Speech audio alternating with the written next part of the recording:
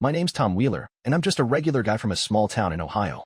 I've been married to my wife, Lisa, for 22 years now, and when I met her, she came with a little shadow of her daughter, Jenny. Jenny was 6 years old back then, a scrappy kid with messy brown hair and a grin that could melt ice. I still remember the first time I laid eyes on her. It was a sunny Saturday at the county fair. Lisa was holding her hand, and Jenny was clutching a half-eaten cotton candy, her face sticky and pink. She looked up at me with those big hazel eyes, and I swear, something clicked. I didn't know it then, but that moment was the start of everything. Lisa was real upfront from the get-go. She'd been on her own since Jenny was a baby, left high and dry by Jenny's biological dad, a guy named Rick. Rick was the kind of fella who'd show up with a cheap toy from the gas station, make all sorts of promises, like taking Jenny fishing or to the zoo, and then vanish for months.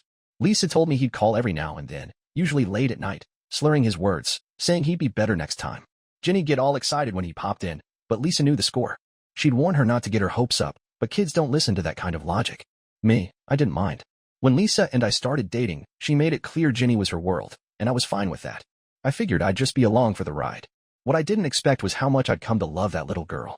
It wasn't some big, dramatic thing at first. It built up slow, like a fire you don't notice till it's roaring. I'd take her to the park after work, pushing her on the swings while she squealed like it was the best day ever. One time, she fell off her bike in our driveway, skinned her knee real bad, and I was the one who scooped her up, cleaned her up, and stuck a Band-Aid on it while she sniffled. "Thanks, Tom," she said, and I told her, "Anytime, kiddo." Then one day, out of the blue, she called me Dad. It was after I'd spent an hour helping her build a lopsided birdhouse for a school project. She hugged me, all sawdust and glue, and said, "I love you, Dad." I ain't ashamed to say I teared up. From then on, that's who I was to her. Rick, though, he stayed a ghost in the background. He'd roll in maybe once a year, usually around Christmas, with some dollar store doll or a candy bar, acting like he was father of the year. Jenny'd light up, and I'd see Lisa tense, knowing he'd be gone again soon. He'd promise her the moon, trips to the lake, a new bike, you name it, but he never delivered. I'd find Jenny sitting on the porch sometimes, waiting for him, and when he didn't show, I'd take her inside, put on a cartoon, and try to make her laugh. I didn't want her to stop believing in people, you know? I just wanted to be the guy she could count on. As she got older, we got tighter. I was the one at her school plays, clapping like a fool when she forgot half her lines as a talking tree in 3rd grade. I taught her how to change a tire when she got her learner's permit, standing in the rain with a wrench while she cussed like a sailor. She'd call me Dad, without hesitation, and every time, it hit me right in the chest. I wasn't her blood, but I was her rock. That's what I thought, anyway. Looking back now, I wonder if I was kidding myself all along. See, I'm telling you this because it sets up what happened later, how everything I built with Jenny, all those years of being there, got torn down in a way I never saw coming. It's been 2 years since her wedding, and I'm still picking up the pieces, but I'm getting ahead of myself. Back then, in those early days, it was just me, Lisa, and Jenny against the world. I thought that'd be enough. Turns out, I was wrong. I'm Tom Wheeler, and if you're listening to this, you already know how I met my wife Lisa and her daughter Jenny. Those early days were something special, but it's the years after that really shaped me into who I am, or who I thought I was. Raising Jenny wasn't always easy, but it was worth every second. I was there for the big stuff and the small stuff, and I figured that's what being a dad was all about. When Jenny was 8, she got real sick one winter, high fever, coughing so hard it rattled the windows. Lisa was working nights at the diner back then, so it was just me and Jenny at home. I stayed up all night, sitting by her bed with a cold washcloth on her forehead, reading her stories from this beat-up book of fairy tales she loved. She'd drift off, then wake up whimpering, and I'd just keep talking, telling her about knights and dragons till she calmed down. By morning, her fever broke, and she gave me this weak little smile and said, "You're the best, Dad." I'd have fought a bear for her right then if I had to. School was a whole other adventure. Jenny wasn't the book-smart type. She'd rather be outside climbing trees than sitting at a desk, but I went to every parent-teacher meeting anyway. Her 5th-grade teacher, Mrs. Callahan, told me once, "That girl's got a wild streak, but she's lucky to have you keeping her steady." I'd help her with homework. Even when it was math, I barely understood myself. We'd sit at the kitchen table, pencils scratching, me pretending I knew what a fraction was till we figured it out together. She graduated middle school with a C average, and I cheered louder than anybody when she walked across that stage, her cap sliding off her head. High school was where she started shining, though not in the classroom. Jenny joined the softball team, and I never missed a game. I'd stand by the fence, hollering her name when she'd smack a line drive or slide into base like she was born for it. I bought her first glove, this scuffed-up leather thing from a garage sale, and we'd practice in the backyard till the sun went down. One time, she nailed me right in the shin with a wild pitch, and we laughed so hard we couldn't breathe. "Sorry, Dad," she'd yell, but I'd just wave it off. Those were the good days. Rick, her biological dad, was still around, but barely. He'd show up every couple years, usually looking rough, unshaven, clothes wrinkled, smelling like stale beer. He'd bring Jenny something cheap, like a keychain or a candy bar past its expiration date, and spin some big tale about how he was going to take her camping or buy her a car when she turned 16. She'd get all excited, her eyes lighting up, and I'd watch Lisa grit her teeth, knowing he'd flake. Sure enough, he'd disappear again, and I'd be the one drying Jenny's tears. "Why's he like that, Dad?" she asked me once when she was 13, after he'd bailed on a promised movie night. I didn't have a good answer, so I just hugged her and said, "Some folks don't know how to stick around, kiddo. But I ain't going nowhere." By the time Jenny hit her late teens, we were thick as thieves. I taught her how to drive in my old Ford pickup, the one with the stick shift that groaned like an old man. She stalled it a dozen times in the Walmart parking lot, cussing up a storm, but I just laughed and told her to keep trying. When she got her license, I gave her that truck, beat up as it was, and she hugged me so tight I thought my ribs might crack. "You're the best dad ever," she said, and I believed her. College came next, and that's where the money started getting tight. I'd been working at the lumber yard for years, hauling planks and driving forklifts, and Lisa was still pulling shifts at the diner. Jenny got into a state school a couple hours away, nothing fancy, but it was her shot. I didn't have a degree myself, dropped out of high school to help my folks, so I wanted her to have what I never did. I paid most of her tuition, took extra shifts to cover her dorm and books. Rick never chipped in a dime, though he'd call sometimes, saying, "Tell my girl I'm proud of her," like he had anything to do with it. When she graduated, she ran up to me after the ceremony, diploma in hand, and threw her arms around me. "I couldn't have done this without you, Dad," she said, tears in her eyes. I'd never been prouder. Looking back, those years were everything to me. I thought I'd built something solid with Jenny, something that'd last. I wasn't her blood, but I was her dad in every way that mattered, or so I thought. What came next blindsided me, and it's still hard to talk about. But that's for later. Right now, I just want you to know how deep this ran, how much I gave, because it makes what happened at her wedding hurt that much more. I'm Tom Wheeler, and by now you've heard how I raised Jenny, Lisa's little girl, like she was my own. Those years of ball games, late-night homework, and college bills, they meant the world to me. I thought they meant something to her too. But then came her wedding, and it flipped everything I thought I knew upside down. Jenny got engaged when she was 24 to a guy named Kyle. He was a mechanic, quiet fellow with grease-stained hands and a decent smile. I liked him well enough. He treated Jenny good, and that's all I cared about. When she told me the news, she came over to the house, bursting through the door with this big grin. "Dad, I'm getting married," she said, waving a little ring on her finger. I hugged her tight, told her I was happy for her, and right away my mind went to walking her down the aisle. I didn't say it out loud, but I pictured it. Me in a suit, her in a white dress, the whole town watching us. After all I'd been there for, it felt like my place. The months leading up to the wedding were a whirlwind. Jenny'd call me up, chattering about flowers and cake flavors, and I'd listen, nodding along. I chipped in where I could, paid for the venue deposit, bought her a necklace to wear on the day, even helped Kyle fix up an old car they wanted to drive off in. Lisa was all over it too, sewing table runners and fussing over details. It was a family thing, and I was right in the middle of it, feeling proud. Rick, her biological dad, didn't show his face during any of this. No surprise there, he'd been a no-show her whole life, popping in just enough to keep Jenny hoping, then bailing. I figured he'd miss this too. Then the invitation came. I was sitting on the couch, sipping a beer, when Lisa handed me the envelope. I opened it, expecting to see my name somewhere special, maybe father of the bride, or something. But it was just a regular guest list. My name was there, sure, but nothing else. I frowned, flipped it over, thinking I'd missed something. "Lisa, this right?" I asked, holding it up. She looked away, fidgeting with her coffee mug, and said, "Talk to Jenny." That's when my gut started churning. I called Jenny that night. "Hey, kiddo," I said, trying to keep it light. "Got the invite. Looks nice. Just wondering, who's walking you down the aisle?" There was a pause, too long for comfort, and then she said, "Dad, I've been meaning to tell you. It's Rick." I asked him. I sat there, phone pressed to my ear, feeling like the floor dropped out. "Rick?" I said, voice cracking. "Yeah," she went on, casual as you please. "He's my real dad, you know? I've always dreamed of him doing it." I couldn't speak for a second. Finally, I managed. "I've been here 20 years, Jenny. Every day. And Rick gets this." She sighed, like I was being dramatic. "It's not about that, Dad. It's just, he's my father."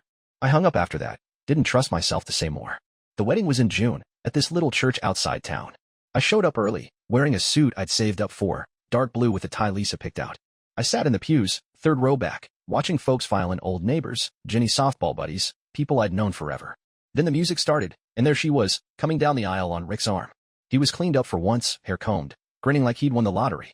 Jenny looked beautiful, her dress flowing, that necklace I bought glinting in the light.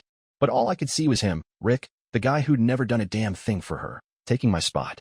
The reception was worse. I stood by the punch table, sipping something too sweet, waiting for someone to say my name. Jenny gave a speech, thanking her mom, Kyle, Even Rick for being there when it counted. Not a word about me. I felt like a ghost.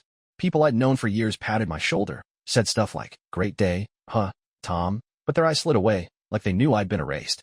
I stuck it out till the cake was cut, then slipped out the back. Drove home alone, Lisa still there dancing with her cousins. I sat in my truck in the driveway, staring at the steering wheel, wondering how I'd gone from dad to nothing in one day. That night, I couldn't sleep. Kept seeing Jenny's face, hearing her say Rick was her real dad. 20 years, bike rides, fevers, graduation caps, and it didn't stack up to a guy who couldn't even show up sober half the time. I didn't cry, but something in me broke, a piece I didn't know I had till it was gone. I thought that was the worst of it. Turns out, I hadn't seen nothing yet. I'm Tom Wheeler, and if you've been following along, you know how Jenny's wedding turned my world upside down. Walking out of that reception, I thought I'd hit rock bottom. But life's got a way of piling on when you're already down, and what came next tested everything I had left. The week after the wedding, Jenny and Kyle took off for their honeymoon, some fancy cabin up in the Smoky Mountains, all paid for with cash I'd helped scrape together. I didn't hear from her while they were gone, and I didn't expect to. I was still raw, replaying that aisle walk with Rick in my head, trying to figure out where I went wrong. Lisa noticed me pulling back, quiet at dinner, skipping our usual Sunday drives, but she didn't push. Maybe she felt guilty. Maybe she was just tired. Either way, the house got real silent. Then Jenny called. It was a Tuesday, about 10 days after the wedding. I was in the garage, tinkering with an old lawnmower, when the phone buzzed. "Hey, Dad," she said, all chipper, like nothing had happened. She went on about the trip, hiking trails, a bear they'd seen, how Kyle burned their breakfast. I grunted along, waiting for her to notice I wasn't biting. Then she dropped it. We went over budget a little. The cabin was pricier than we thought, and we're short on rent now. Could you help us out? I stopped cold, wrench in my hand, grease smearing my fingers. She kept talking, like it was no big deal, like I'd just say yes like always. "Jenny," I cut in, voice low, "I ain't got it this time." She paused, then laughed, like I was joking. "Come on, Dad, you always come through." I took a breath, feeling something snap. "No, I don't think so. You got Rick now, right? Your real dad. Ask him." There was dead air on the line, then she said, "What's that supposed to mean?" I didn't hold back. "Means I'm done being your ATM, Jenny. I gave you everything 20 years, and you picked him. So let him step up." She went quiet, then mumbled, "I didn't think you'd take it like this," and hung up. I stood there, staring at the phone, heart pounding. For the first time, I didn't feel bad saying no. Lisa found out quick. That night, she cornered me in the kitchen, arms crossed, eyes sharp. "Jenny told me what you said. How could you do that, Tom? She's our girl." I set my beer down hard. "Our girl?" She made it clear I ain't her dad, Lisa. She chose Rick, not me. I'm tired of being the fallback plan. Lisa's face went red. "He's her father, Tom. Blood matters. You can't just cut her off over one day." I laughed, bitter as hell. "One day? It's 20 years of me being there," and she threw it away like it was nothing. "I ain't cruel, Lisa. I'm just done." She shook her head, like I was the bad guy, and stormed off. That was the first crack in us, and it only got wider. A couple weeks later, Jenny texted me. "Rick said he'd help, but he hasn't answered in days. We're really stuck, Dad." I didn't reply. Part of me wanted to cave, old habits die hard, but I couldn't. She'd made her bed, and I wasn't going to keep fixing it. Lisa kept pushing, though. "They might lose the apartment, Tom. You want that on your conscience?" I looked her square in the eye. "It ain't on me, Lisa. It's on her. And Rick." She didn't like that, but I stood my ground. Things got messy fast. Kyle lost his job at the garage shop, closed down, and they couldn't pay rent. Lisa told me they were crashing with Kyle's brother in a trailer out by the highway, cramped and miserable. She blamed me, said I could have stopped it.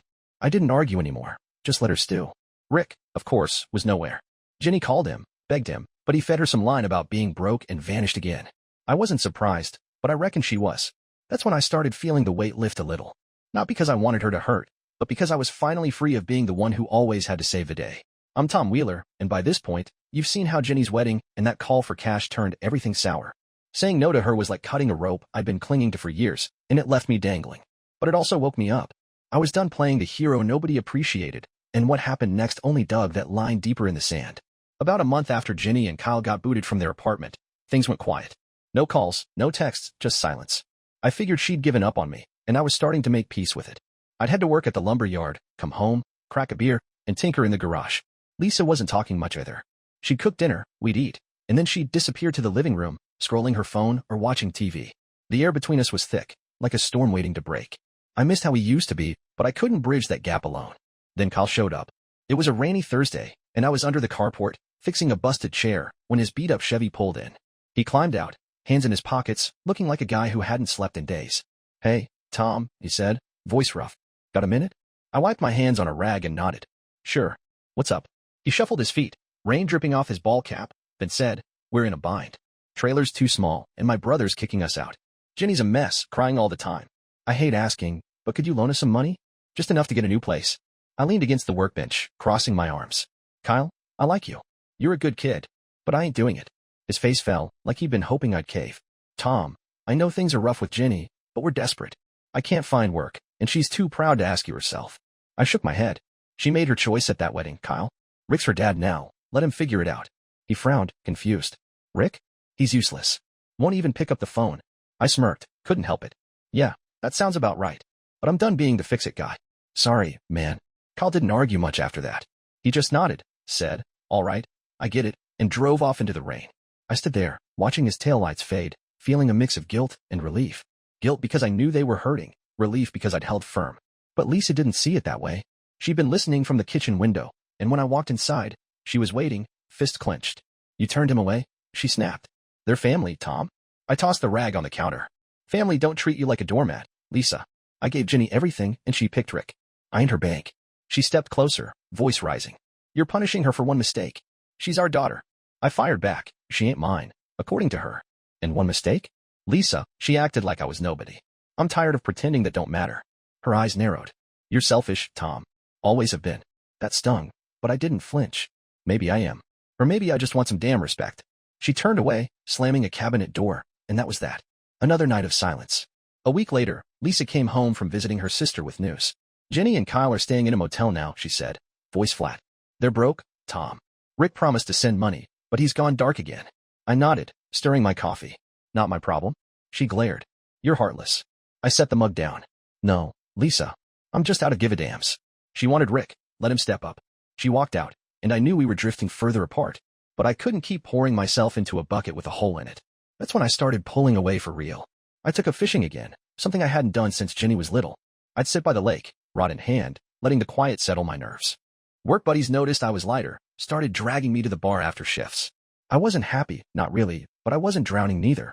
Ginny and Kyle's mess wasn't mine to carry anymore, and that felt like a win, small as it was. I'm Tom Wheeler, and if you've stuck with me this far, you know how Ginny's wedding and her leaning on Rick instead of me broke something deep. By now, I'd said no to her and Kyle, and that choice was splitting my life apart. What happened next wasn't pretty, but it showed me who I was when the chips were down. 6 months after the wedding, things with Lisa hit a wall. We weren't fighting loud anymore, just living like strangers under the same roof. I'd sleep on the couch most nights, her in the bedroom, the TV humming to fill the quiet. She'd still drop updates about Ginny, like I was supposed to care. "They're still at that motel," she'd say, chopping onions for dinner. "Kyle's picking up odd jobs, but it ain't enough." I'd grunt, "Sounds rough," and keep my eyes on my plate. She'd glare, waiting for me to crack, but I didn't. I couldn't. Every time I thought about helping, I saw Rick's smug face at that wedding, and my resolve hardened. Then Ginny reached out. Not a call this time, a letter. It showed up in the mailbox on a cold December day, her handwriting shaky on the envelope. I took it to the garage, sat on an old stool, and read it. "Dad," it started. "I know I messed up. The wedding was a mistake, not marrying Kyle, but how I handled you. I thought Rick deserved a chance, but he's let me down again. I'm sorry I hurt you. Things are bad here, and I miss you. Can we talk?" I folded it up, stuck it in my toolbox, and sat there a long time. Part of me wanted to run to her, fix it all like I used to. But another part, the part that had been stomped on, wouldn't budge. I didn't write back. Lisa found out about the letter somehow. Maybe I left it out. Maybe she snooped. Either way, she came at me one night, holding it like evidence. "She's reaching out, Tom. She's sorry, and you're ignoring her." I looked up from the TV. "What's there to say, Lisa?" "She's sorry now, 'cause Rick flaked." "Where was that sorry when she picked him over me?" Lisa's voice shook. "She's your daughter, Tom. You don't throw that away." I stood up, tired of the same fight. She threw me away first. I ain't her safety net no more. She stared, tears welling, then said, "I don't know you anymore." That cut deep, but I just shrugged. "Maybe you never did." After that, I started staying out more. Fishing turned into whole weekends at the lake, just me and a cooler of beer. I'd sit by the water, thinking about Ginny's letter, wondering if I was too hard on her. But every time I softened, I'd remember her saying Rick was her real dad, and the hurt flared up fresh. Work buddies, guys like Pete from the yard, kept me company too. We'd shoot pool at Dusty's bar, talk about nothing important. Pete asked once, "You and Lisa okay?" I took a swig of Budweiser and said, "Not really. She's mad I won't fix Ginny's mess." He nodded, like he got it. "You did a lot for that girl, Tom. Ain't your fault she don't see it." That stuck with me. Meanwhile, Lisa told me Rick finally showed his face, rolled into town, met Ginny at the motel, promised to get them a trailer of their own. She believed him, of course. A week later, he was gone again, no trailer, no nothing. Lisa said Jenny cried for days, said she'd been a fool. I felt a pang, but it didn't move me like it used to. She'd bet on Rick twice now, and twice he'd proved me right. I wasn't gloating, just done.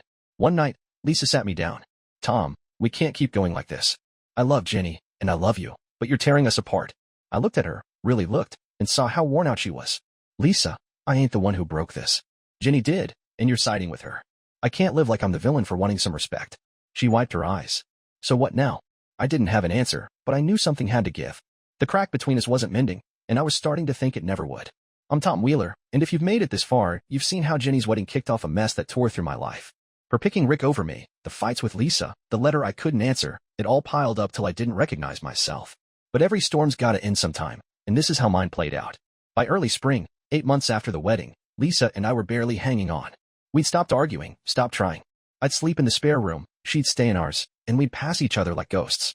One night, she sat me down at the kitchen table, hands folded tight. Tom, she said, voice steady, this ain't working. I can't keep living with you when you won't forgive Jenny. I nodded, not surprised. I get it, Lisa. You're her mom, you've got to pick her. But I can't keep pretending it don't hurt. She looked away, then said, I think we need to split. Just like that, 22 years were done. I didn't fight it. What was left to save? I moved out a week later, into a little rental across town, a one-bedroom with peeling paint and a creaky porch. Felt strange at first, being alone, but it grew on me. I kept fishing, kept working at the lumber yard, kept shooting pool with Pete and the guys. Lisa filed for divorce, and it went through quick. No kids together, no big assets to split. She got the house, I got my truck and my tools. Fair enough. Jenny didn't call during all this, and I didn't reach out. That letter still sat in my toolbox, unread since that first day. Summer rolled in, and I heard through Pete's wife, small towns talk, that Jenny and Kyle were back on their feet. Kyle landed a job at a tire shop, and they'd rented a trailer of their own. Rick was out of the picture again, no shock there. Lisa told Pete's wife Jenny felt bad about me, wanted to fix things, but didn't know how. I shrugged when Pete passed it on. She knows my number, I said, and left it at that. Truth was, I wasn't mad anymore, just empty where she used to be. Then came the day I didn't expect. It was a hot July afternoon, and I was on my porch, sanding a fishing rod I'd been fixing up, when Jenny's car pulled up. She stepped out, alone, wearing a sundress and a nervous look. I set the rod down, wiped my hands, and waited. Hey, Dad, she said, stopping at the steps. Can I sit? I nodded, and she took the chair across from me. For a minute, we just sat, cicadas buzzing in the trees. I've been wanting to come for a while, she started. I messed up, Dad. Not just the wedding, all of it. I thought Rick could be something he's not, and I pushed you away doing it. I'm so sorry. Her eyes were wet, but she held it together. I leaned back, letting her words sink in.